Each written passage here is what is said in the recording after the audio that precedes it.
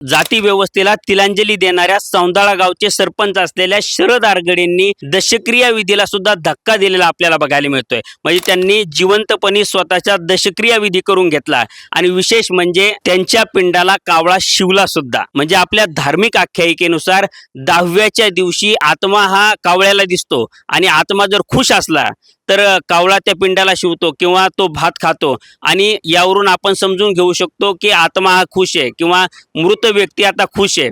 आणि जर खुश नसेल तर त्याला आपल्याला काही शब्द द्यावा लागतो किंवा त्याला काही गोष्टी कबूल कराव्या लागतात आणि त्या गोष्टी कबूल केल्यानंतर तो आत्मा खुश होतो आणि पिंडीला कावळा शिवतो। पण शरद आरगडेंनी जिवंतपणे स्वतःचं पिंडदान केलं आणि त्यांच्या पिंडाला कावळा शिवला सुद्धा। यावरून कावळ्याला काही आत्मा वगैरे दिसत नाही आणि ह्या सगळ्या भ्रामक आणि भंपक कल्पना आहेत हे त्यांनी सिद्ध करून दाखवण्याचा प्रयत्न केला। यावरून फक्त दक्षिणेसाठी स्वर्ग, नरक, भूत, प्रेत, आत्मा या गोष्टींची आपल्याला भीती दाखवली गेली आणि यावरून वर्षानुवर्ष आपल्याकडून पैसे उकळले गेलेत हे तुमच्या लक्षात आलं पाहिजे।